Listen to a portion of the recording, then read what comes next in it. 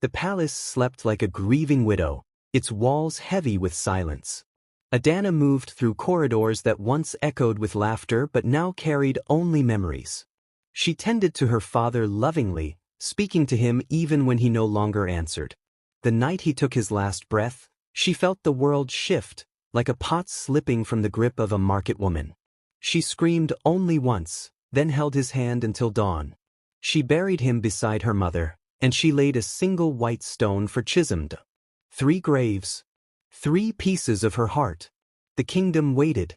When the morning ended, the village council gathered, 12 old men with long beards and longer tongues.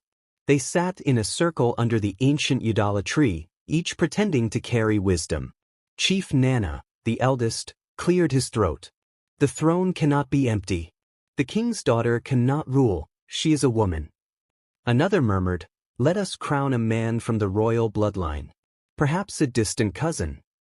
Adana stood before them, wrapped in white cloth, her hair uncombed, a symbol of mourning and purity. Her voice trembled but carried strength. My father's blood runs through me as much as it would through a son. This kingdom will not be handed to strangers while I live. The chiefs laughed. Who will fight wars for you? Who will lead the hunters? Who will sit with the gods?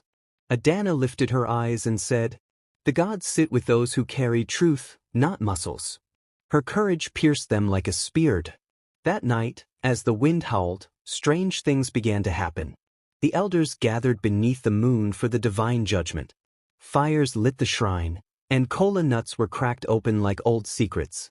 Adana stood before them barefoot, her shadow long and trembling like a reed in river wind. The oracle woman, her hair gray like smoke, threw cowries onto a mat. The shells spun, clattered, stopped. The air thickened, cold, unnatural. From the Udala tree came the sound of anklets, soft rhythmic, like someone dancing unseen. One elder fainted. Another dropped his staff in fear.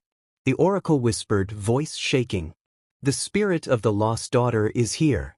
Leaves spun like whirlwinds. The tree bent, not to the wind, but to Adana. The message was clear, she was chosen. The elders bowed. And as they did, Adana felt a hand, cool, familiar, rest gently on her shoulder. She didn't need to turn to know it was Chizm. At sunrise, drums returned to Umugo. Not joyful, steady, deep, powerful. Adana walked to the throne in red coral beads and white wrapper embroidered with moonlight. Children ran beside her. Old women ululated. Men lowered their heads in respect.